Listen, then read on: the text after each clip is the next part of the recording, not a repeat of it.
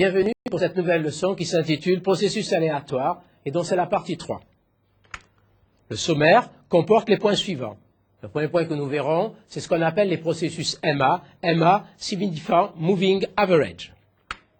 Le deuxième point est constitué par l'étude des processus dits AR, AR voulant dire autorégressif. Enfin, lorsqu'on concatène les deux, on obtient un processus dit ARMA, qui est à la fois un processus AR et un processus Moving Average.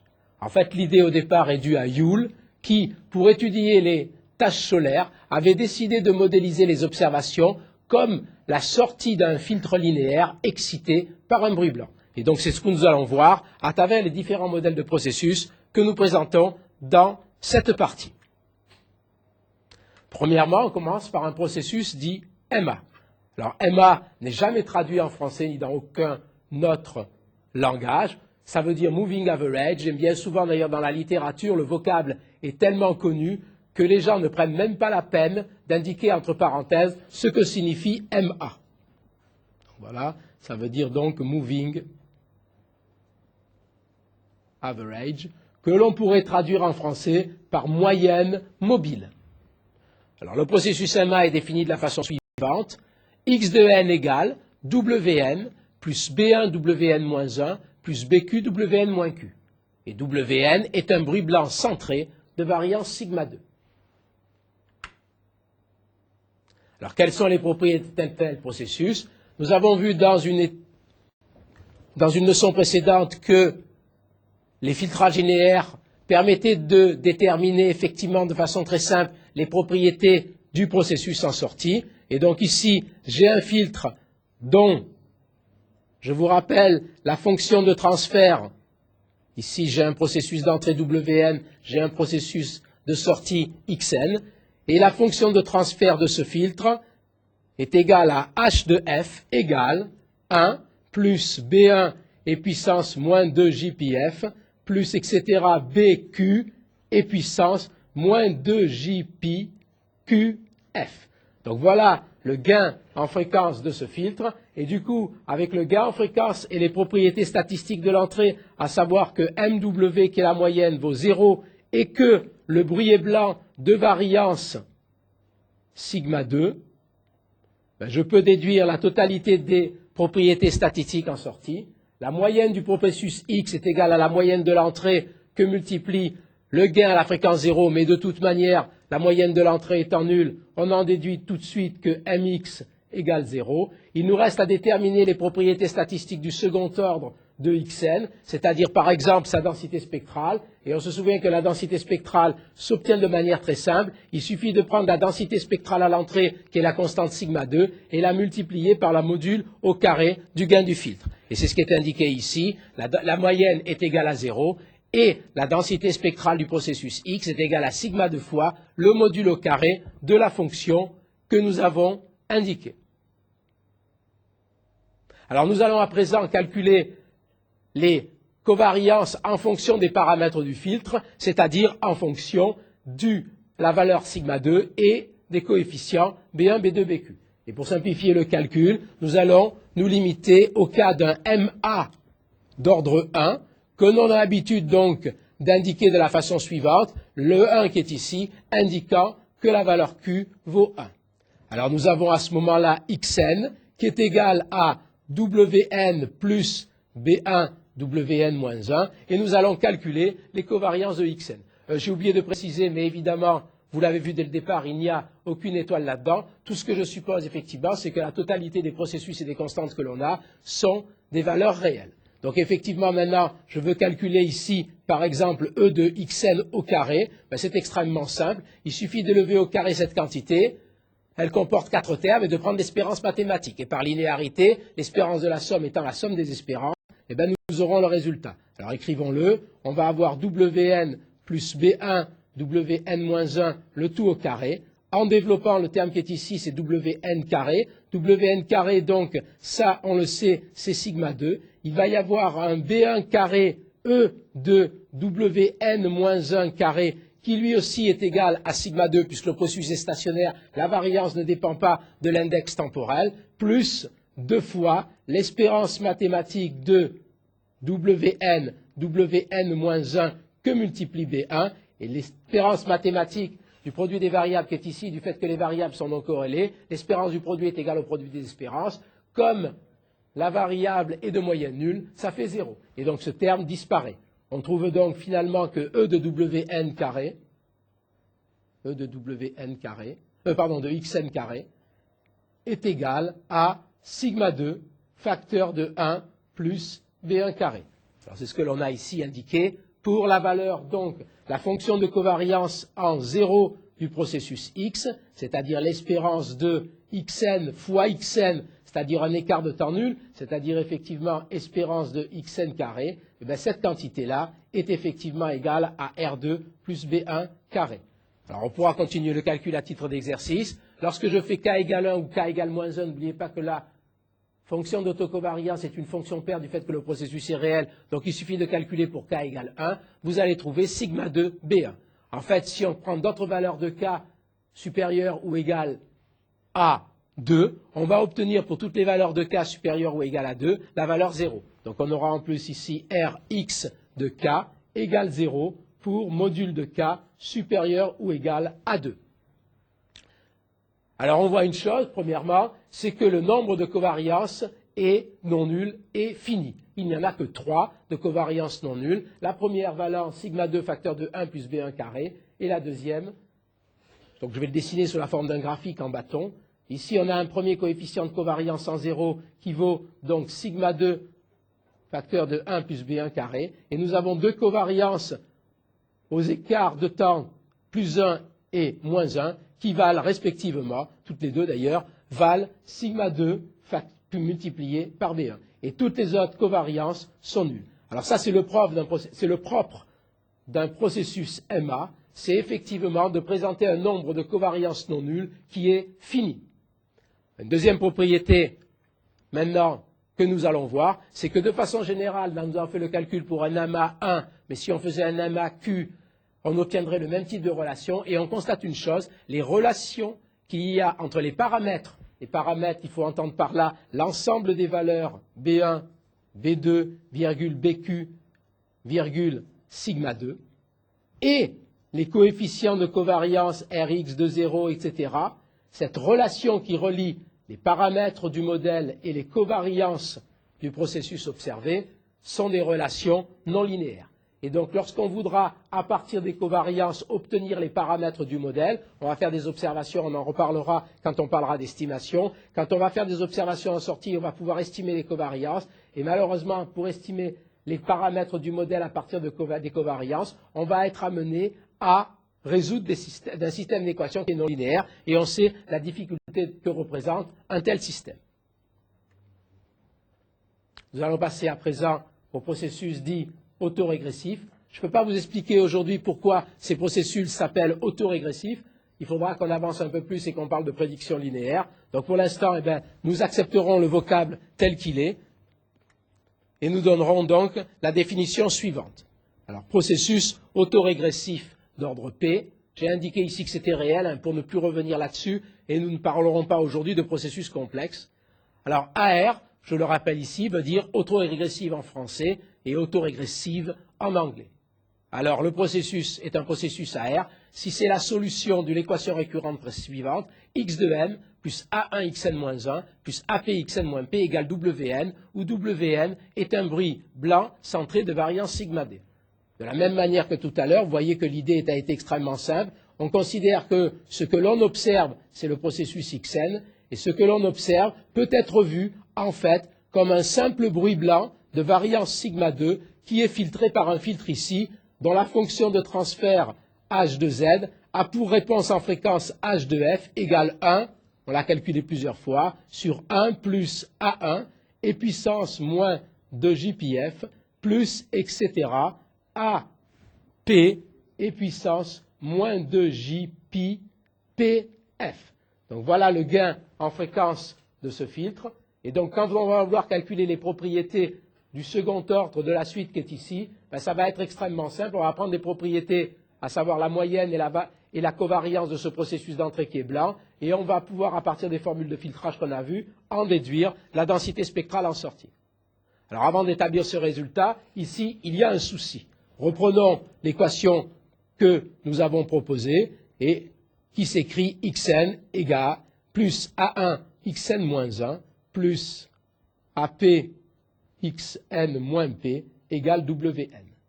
Alors le problème, en fait, est un problème assez difficile à résoudre que nous ne résoudrons pas ici, parce que xn sont des variables aléatoires, mais rien ne nous prouve qu'il existe une solution stationnaire à une équation récurrente comme celle-là.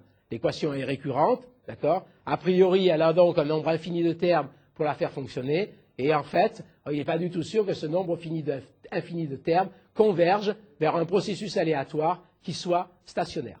Alors on montre, ça sort un petit peu effectivement du cadre de ce cours, qu'il existe une solution stationnaire, il existe donc une solution SSL si et seulement si le polynôme A de Z que nous avons écrit précédemment, c'est-à-dire 1 plus A1Z moins 1 plus AP Z puissance moins P, est différent de 0 pour module de Z supérieur ou égal à 1. Et pour différent de 0 pour module de Z égale 1.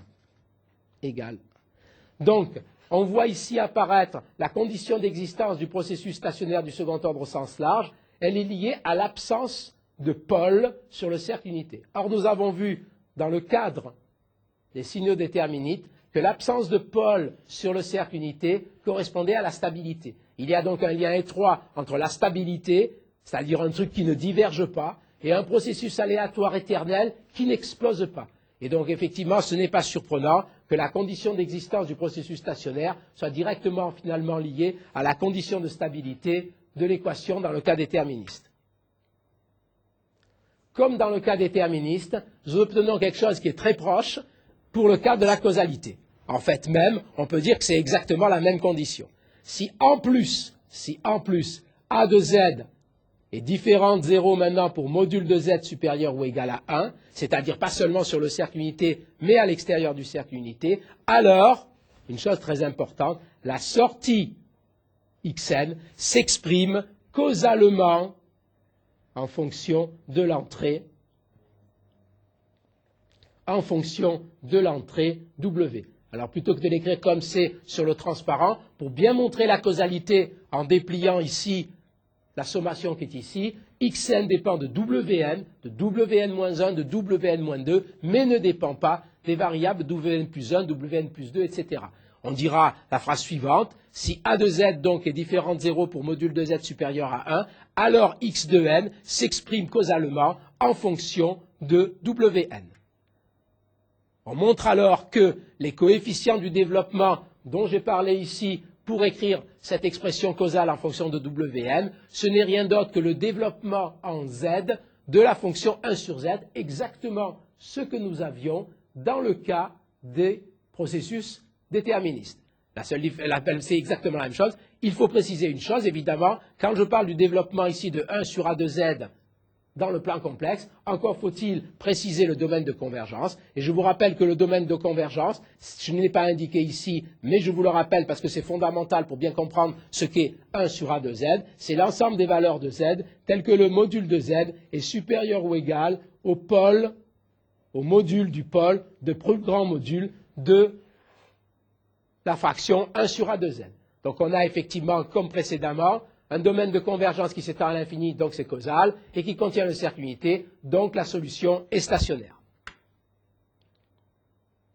Alors les propriétés, par contre, qui elles se déduisent des formules de filtrage que nous avons vues dans un cours précédent, sont particulièrement simples à trouver. Évidemment, la moyenne à l'entrée étant égale à 0, la moyenne à la sortie du modèle, effectivement, que nous avons ici pour un modèle AR.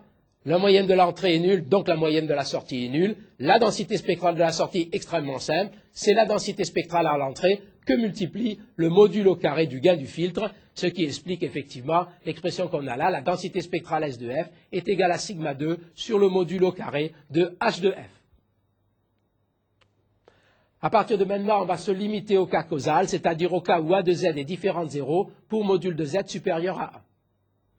On va donc multiplier, comme il est demandé, l'équation récurrente de génération du processus qui sert de modèle aux observations. Et donc, on va avoir xn plus A1 x de n-1 plus AP x de n moins p égale Wn. Et je vais multiplier donc les deux côtés de l'équation par x de n moins k avec k strictement supérieur à 1. Alors faisons-le, c'est xn que multiplie xn moins k plus a1 xn-1 que multiplie xn-k, plus etc. Et au second membre, nous avons wn que multiplie x de n-k. Et maintenant, nous allons prendre l'espérance mathématique des deux expressions qui sont ici et qui sont donc égales. Et donc, l'espérance du premier membre, c'est la somme. Donc, l'espérance de la somme, c'est la somme des espérances. L'espérance du terme qui est ici, ben, c'est précisément la fonction d'autocovariance au point K, etc. Et donc, on peut dire que pour le premier membre, eh bien, tout simplement, on a R de K plus A1 R de K-1 plus, etc. AP R de K moins P. Et le second membre, eh bien, il faut prendre l'espérance mathématique de Wn que multiplie xn moins k, mais à cause du caractère causal xn moins k ne dépend que de Wn moins k, Wn moins k moins 1, Wn moins k moins 2. Donc ces deux variables-là sont non corrélées du fait que Wn est blanc. Étant non corrélées, l'espérance du produit est égale au produit des espérances. Et donc on a 0 ici pour toute valeur de k qui est supérieure à 1. Et donc c'est l'équation que l'on a ici. Ça fait partie des équations tout à l'heure dont on se servira pour établir la relation entre les coefficients du modèle et la fonction de covariance. Alors voilà, cette fonction-là est écrite ici, Rx de K, R de K, en fait l'indice X ne sert à rien parce qu'il y a qu'un processus ici, plus A1 R de K-1 plus AP R de K-P est égal à 0. Ça présente effectivement déjà une indication sur la façon dont les coefficients de covariance se comportent pour un processus AR. La suite RK, on le sait, il suffira de reprendre un cours précédent sur la résolution des équations récurrentes en cherchant des solutions de la forme lambda puissance K. Et qu'en prenant des solutions de la forme lambda puissance K, eh bien on tombe sur des solutions d'une équation récurrente linéaire qui sont en fait des sinusoïdes exponentielles amorties. Nous avons représenté sur ce graphique la suite des coefficients de covariance donc d'un modèle AR. On voit effectivement que sur cet exemple, on a le comportement annoncé, c'est-à-dire un ensemble de coefficients de covariance qui se présente sous la forme de sinusoïdes amortis, c'est-à-dire en fait d'oscillations qui décroissent vers 0 quand K tend vers l'infini. Alors on pourrait montrer que espérance de WNXN est égale à espérance de WNWN, c'est-à-dire espérance WN carré, qui est lui-même égal à sigma 2. On pourrait alors en déduire que R de 0 plus R de 1 plus A2 R de 2 plus AP R de P est égal à sigma 2.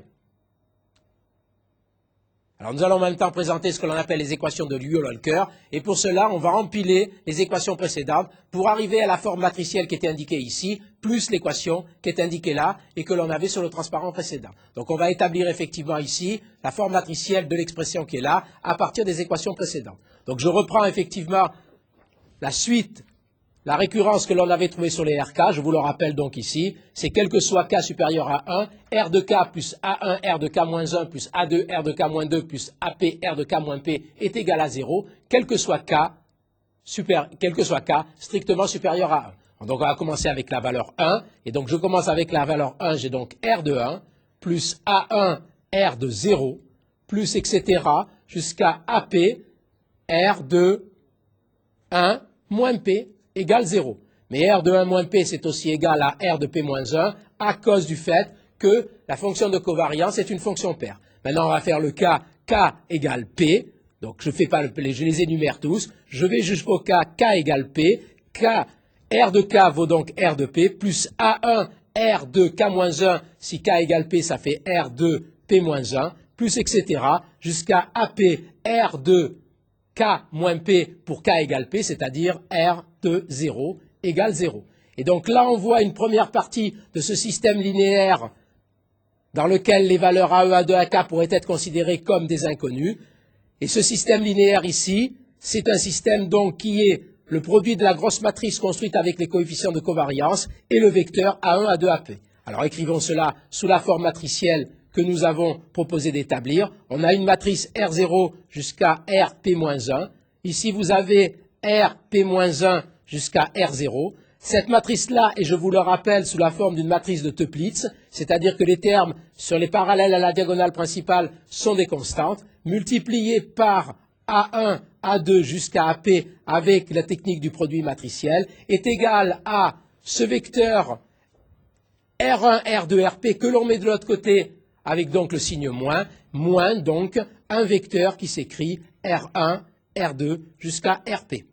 Et donc voilà ici l'équation que l'on a là et qui montre effectivement que les coefficients de covariance qui multiplient à droite le vecteur constitué par que le vecteur ici des paramètres du modèle multipliant à droite la matrice de covariance est égal à l'opposé de la liste des covariances qui sont là. Ici, nous avons répété l'équation précédente du transparent. Quand on concatène, c'est très facile de le faire matriciellement, ces deux équations qui sont là, la première matricielle, la deuxième scalaire, on peut tomber aussi sur un système qu'on continuera à appeler les équations de Joule-Walker et qui présente une même forme, c'est-à-dire on a une matrice de covariance R de P plus 1 à présent qui s'écrit avec P plus une ligne et P plus une colonne. C'est la matrice donc R0 jusqu'à RP. Ici, R0 sur la diagonale principale et RP ici. Et donc cette matrice ici que nous notons donc R P plus 1 pour rappeler ici quelle est de dimension P plus 1, c'est-à-dire qu'à P plus une ligne et P plus une colonne, multiplié par le vecteur colonne 1 A1 A2 AP est égal à sigma 2, 0, 0, 0. Ce sont effectivement, cette équation matricielle est équivalente évidemment aux deux équations précédentes. Les équations de Joule-Walker établissent une expression qui est une relation linéaire entre les coefficients du modèle A1, A2, AP et les coefficients de covariance. Du fait que cette relation est linéaire, ça va rendre très simple l'estimation des quantités A1, A2, AP à partir des covariances estimées sur les observations R0, R1, R2, RP. Alors on va voir un petit peu maintenant la forme des trajectoires. On peut s'attendre à ce qu'un processus AR2 associé à une fonction 1 sur 2z qui possède une résonance aiguë au voisinage de la fréquence F0 ait des trajectoires qui ressemblent à une sinusoïde bruitée. Mais en fait, on va voir qu'elle en diffère de manière fondamentale. Alors qu'est-ce que c'est qu'une sinusoïde bruitée? Eh bien, c'est effectivement x de n égale sinus de pi f0n plus bn. Qu'est-ce que c'est qu'un AR2? C'est xn plus A1 xn-1 plus A2 xn-2 égale Wn, où A1 et A2 sont tels que les deux pôles sont complexes conjugués et qu'ils se trouvent à proximité sur le cercle unité de la fréquence F0 de la sinusoïde. Et observons à présent les trajectoires obtenues d'une part avec les sinusoïdes, d'autre part avec le modèle AR2. Alors voilà pour les sinusoïdes plus du bruit. Ce que l'on observe, c'est une forme assez erratique, d'accord, où les amplitudes varient de façon assez brutale, mais où malgré tout la période arrive à être visible de façon assez nette. Inversement, pour un AR2, ce que l'on voit, c'est une trajectoire beaucoup plus lisse, et donc ici, qui ne possède pas des sauts assez brutaux au niveau des amplitudes, mais par contre, qui a une fréquence au cours du temps qui varie continuellement, et des amplitudes qui varient sur des plages relativement importantes. Alors c'est pour cette raison-là que Joule avait décidé effectivement d'utiliser, à la différence de ce qu'avaient fait des chercheurs précédents, d'utiliser ces modèles AR2 plus AR2 pour modéliser les taches solaires, puisque le comportement qu'ils voyaient ressemblait davantage effectivement à ces ondulations dont l'amplitude varie sur des plages importantes, mais qui ne comportent pas des sauts erratiques, à la différence d'une sinusoïde plus du bruit, qui, elle, se comporte au point de vue amplitude de cette façon-là. Alors quand on aura effectivement des observations de cette forme-là, il vaudra mieux utiliser un modèle signal plus bruit, et quand on aura des observations de cette forme-là, on aura intérêt à utiliser un modèle AR. Alors je le répète, donc on peut voir un AR2 effectivement comme une sinusoïde, mais donc qui se déplace aléatoirement en phase et en amplitude. Alors nous allons faire une petite démonstration pour voir effectivement comment ça se passe sur, ici, une simulation. Alors je vais donc faire ici sinus en comparaison d'un AR2, et voilà donc ce qu'on obtient. Vous voyez que ici, effectivement, la sinusoïde, voyez, avec du bruit, continue à rendre visibles les périodes de la sinusoïde, de façon plus ou moins nette, mais quand même, on voit qu'en utilisant une technique de périodogramme, on arrivera à extraire relativement simplement la fréquence de cette sinusoïde. Inversement, ici, vous voyez que l'amplitude du modèle AR2 prend des amplitudes très très grandes. Il y a effectivement ici une variation importante au niveau de la pseudo-période, mais par contre, on remarque aussi que les amplitudes varient dans des plages importantes, mais de façon beaucoup plus douce, sans présenter ici de brusques variations. Alors nous allons maintenant revenir à la visualisation et nous allons passer maintenant à ce que nous avons appelé un modèle ARMA. Alors pour les modèles ARMA, c'est relativement simple. Il suffit de concaténer un modèle AR et un modèle MA et donc tomber sur l'équation récurrente qui est ici. On appelle modèle ARMA donc la solution stationnaire de l'équation récurrente xn plus a1 xn-1 plus ap xn-p égale wn plus etc. bq wn-q où wn est toujours un bruit blanc de variance sigma 2. Pour cette solution stationnaire existe, il faut qu'il n'y ait pas de pôle sur le cercle unité. C'est l'équivalent de la stabilité pour les systèmes déterministes. On peut en déduire à ce moment-là que par les formules de filtrage, vu que la moyenne de l'entrée est nulle, la moyenne de la sortie est nulle, et en utilisant la formule classique de transformation des spectres vers la formule de filtrage, on obtient le spectre en sortie qui est égal à sigma 2 fois, puisque la densité spectrale à l'entrée est une constante, multipliée par le modulo carré du gain du filtre, dont il est écrit ici l'équation et que nous avons déjà écrit plusieurs fois. De la même manière que pour le AR, si les pôles, c'est-à-dire si les racines du polynôme A2Z sont tous à l'intérieur du cercle unité, c'est-à-dire si A2Z est différent de 0 à l'extérieur du cercle unité, alors Xn s'exprime causalement en fonction de Wn, c'est-à-dire que comme tout à l'heure, on a effectivement un Xn qui va s'exprimer en fonction de Wn, Wn-1, Wn-2, Wn-3, mais ne dépendra pas de Wn plus 1, Wn plus 2, Wn plus 3. Grâce à cette propriété qui était basée sur la causalité, vous vous souvenez qu'on avait pu établir une relation de récurrence sur les coefficients de covariance. Alors vous amuserez à voir que pour K supérieur à Q ici, on a une équation de récurrence sur les coefficients de covariance qui ressemble effectivement à l'équation de récurrence de modèle AR. C'est-à-dire que quand on a oublié la partie qui correspondait à la partie MA, eh bien on tombe effectivement sur un modèle AR et donc on va avoir des comportements des covariances qui vont rappeler ceux d'un AR. C'est-à-dire qu'on va avoir plus ou moins un comportement en forme de sinusoïde amortie. Alors, modéliser une observation par un ARMA sous-entend que les covariances, un peu comme les modèles AR, se comportent comme des sinusoïdes amorties. Alors, on retiendra quand même une chose, c'est que dès l'instant où on veut effectivement modéliser une observation, que par exemple on a tracé le spectre par un périodogramme classique, on a tracé le spectre ici d'un signal, là où il y a des bosses, évidemment, j'ai intérêt à utiliser un AR, c'est la partie résonante. Là où il y a des trous, j'ai intérêt à utiliser un MA. Mais ce qui se fait, c'est que le modèle MA et donc les modèles ARMA conduisent à des relations entre les coefficients des modèles et les covariances qui est non linéaires. Et on peut faire parfois avoir un AR très long pour modéliser effectivement une observation de manière à avoir une relation linéaire entre les coefficients du modèle et les covariances. Alors regardez ici, pour visualiser un peu des observations que l'on va faire sur des signaux réels, on va prendre un signal de parole. Ce signal de parole est tantôt voisé, tantôt non voisé. Quand il est voisé, c'est une série d'impulsions comme celle-là, qui rentre à l'intérieur ici d'un filtre. Ce filtre ici est mis tout pôle parce qu'on peut montrer que le conduit vocal se comporte d'une certaine façon comme un filtre tout pôle, et on va avoir la sortie Xn. Et on va vouloir effectivement analyser, étudier le comportement en étudiant directement la sortie. Alors le signal glottique, en fait, effectivement, ressemble assez à des suites d'impulsions. Ça correspond effectivement à l'ouverture et à la fermeture de glotte qui produit un signal très impulsif. Si le signal est très impulsif, le conduit vocal, donc, on a comme un train d'impulsion très bref, et le conduit vocal, je le rappelle, lui, on l'a vu dans l'équation précédente, se conduit comme un filtre tout pôle. On peut alors écrire, pour le système que l'on a là, les équations que l'on a ici, c'est-à-dire n'oubliez pas que le signal en sortie qui s'appelle Xn plus A1 Xn-1 plus AP X de N-P est égal au signal d'entrée, d'accord? Le signal d'entrée ici, je l'ai appelé Gn, c'est le signal glottique.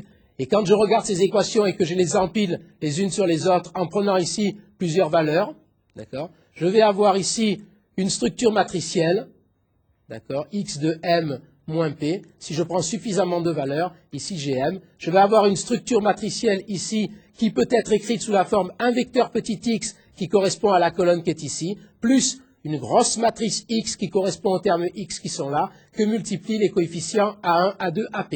Et ça, ben, c'est égal au signal de sortie que je vais appeler epsilon n. Alors si je considère que epsilon n est un bruit, les coefficients qui sont là, c'est les coefficients d'un modèle AR, et je peux donc utiliser, à partir de la matrice de covariance et de la forme de Toeplitz, une estimation de ces quantités-là à partir des équations de Hughes-Walker. Alors en minimisant effectivement la norme de x, il vient ici, pour le vecteur à chapeau, la quantité qui est indiquée ici à partir des matrices que j'ai représentées ici précédemment. On a moins x transpose x à la puissance moins 1, x transpose petit x. Et ces équations sont à rapprocher effectivement des équations de Hughes-Walker qu'on avait pour les processus blancs. Et donc en fait, que l'on ait un processus blanc à l'entrée du conduit vocal lorsqu'on a un son non voisé ou un processus glottique lorsqu'on a un son voisé, eh bien on peut traiter le signal de la même manière. Il suffit d'utiliser les équations de Hughes-Walker pour essayer d'apprécier le conduit vocal. Alors c'est ce que nous allons faire sur une démonstration à partir de MATLAB. Et nous allons voir effectivement que lorsque l'on a une voyelle comme ceci, on va avoir effectivement un conduit vocal dont la réponse en fréquence est effectivement représentée par le signal vert, et vous allez voir effectivement que grâce au signal glottique, je vais pouvoir obtenir ici des pointes qui tombent effectivement sur la réponse en fréquence de ce filtre. Quand j'aurai ce filtre, évidemment, je pourrai inverser le filtre pour revenir au signal d'excitation, et je obtiendrai le signal glottique, et on verra que ce signal glottique présente effectivement comme des impulsions très brèves, qui sont à peu près ici à la cadence de 100 Hz, qui correspond, disons, à une voix qui aurait une fréquence fondamentale de ouverture-fermeture de glotte, ce que l'on appelle le pitch, égal à 100 Hz. Alors regardons un petit peu ce qui se passe. Alors ici, je vais donc tester un certain nombre de voyelles. Alors regardez ici, nous allons entendre un A. Nous allons voir effectivement le spectre obtenu à partir d'une analyse AR du signal observé. Et ici, le voilà, donc ici. Et en dessous, nous avons représenté le spectre fait par une analyse de périodogramme. Et on voit bien que grâce à l'analyse AR, on est arrivé effectivement à trouver la forme du conduit vocal, c'est-à-dire l'enveloppe ici des sinusoïdes, d'accord, qui correspondent aux différentes sinusoïdes contenues dans le signal glottique. Alors le signal glottique est ici, et on observe effectivement que c'est une série de pulses qui sont espacées d'environ 10 millisecondes, ce qui correspond à une fréquence de pitch égale à 100 Hz.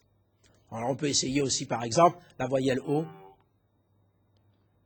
On va avoir à ce moment-là aussi une représentation spectrale. Ici, l'enveloppe est un peu moins bien calculée, mais on voit effectivement que l'on obtient effectivement la fonction enveloppe spectrale qui correspond au conduit vocal, et en dessous le spectre obtenu par périodogramme, et qui montre effectivement ici que l'on a effectivement bien pris ici une enveloppe spectrale qui correspond aux points, qui correspond aux amplitudes ici des différentes sinusoïdes qui sont contenues effectivement dans le signal glottique. Alors le signal glottique ici est extrêmement faible pour ce cas-là.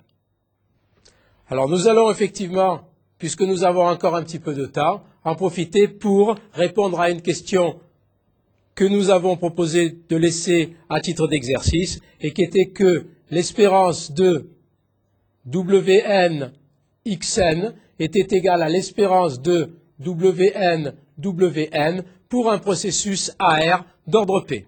Alors je vous rappelle que pour un processus AR d'ordre P, l'équation s'écrit xn plus A1 xn-1 plus AP xn-p est égal à Wn.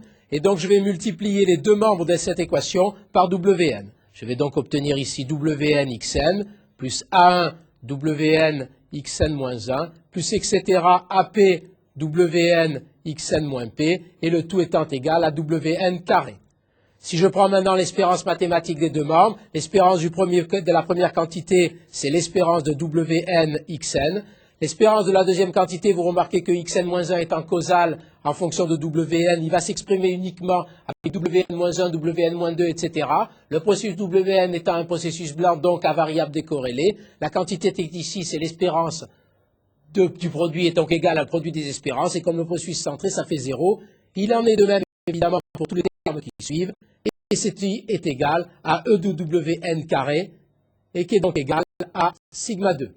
Alors, dans un premier temps, nous allons en profiter donc pour établir la deuxième relation qui nous ont servi dans les équations de Hughes-Walker au niveau de sigma 2, et nous allons démontrer effectivement la deuxième relation portant sur sigma 2. Alors pour cela, effectivement, je reprends l'équation récurrente xn plus a1, xn moins 1, plus etc. ap xn moins p égale wn. Je vais multiplier à présent les deux membres de l'équation par xn. Alors on va obtenir xn au carré plus a1 xn moins 1 plus etc. jusqu'à ap xn moins p égale xn wn. Et maintenant, je vais prendre les deux espérances mathématiques de ces deux membres. D'accord? Donc, je vais prendre l'espérance mathématique de ces deux membres. Je vais utiliser la linéarité de l'espérance. Je vais obtenir donc pour l'espérance de xn carré r de 0, pour l'espérance de xn moins 1 r de 1, et pour l'espérance de xn moins p r de p. Par linéarité, donc, je obtiens r de 0 plus a1 r de 1 plus etc. jusqu'à ap r de p. Et le second membre, c'est l'espérance de xn wn, dont nous avons démontré que c'était aussi l'espérance de wn carré, et est donc égale à sigma 2. Et donc là, nous trouvons la deuxième relation de Hughes-Walker, c'est-à-dire sigma 2 égale R0 plus A1 R1 plus A2 R2 plus AP RP. Alors je vais en profiter aussi pour faire une petite remarque à partir effectivement de l'équation importante que nous avons établie précédemment, qui est E de xn wn égale E de wn. Je vais faire passer l'espérance dans le premier membre. Je vais factoriser avec l'espérance mathématique qui est un opérateur linéaire et je vais obtenir E de xn, de wn, facteur de xn moins wn. Et ceci, évidemment, est égal à 0. Mais je vais en profiter maintenant pour réécrire xn. Alors je vous rappelle que xn s'écrit a1, xn moins 1 jusqu'à ap xn moins p égale wn. Je vais appeler ce qui est ici la somme de tous ces termes-là, x chapeau de n, et donc j'obtiens l'équation suivante, xn, donc c'est moins x chapeau de n, xn moins xn chapeau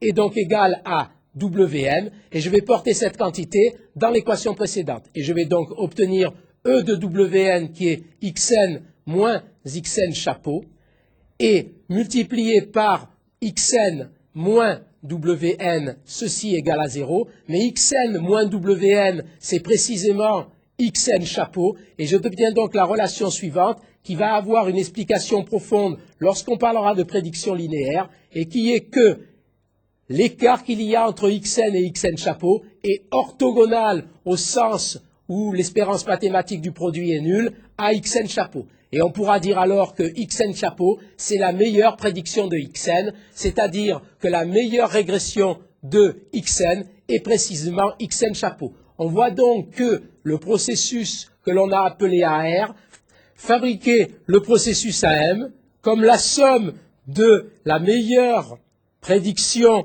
du processus à partir du passé immédiat, xn chapeau, et d'un bruit. Et donc, dans le cadre de la prédiction, cette opération s'appelle une régression. De là, le terme d'autorégressif donné à ce processus.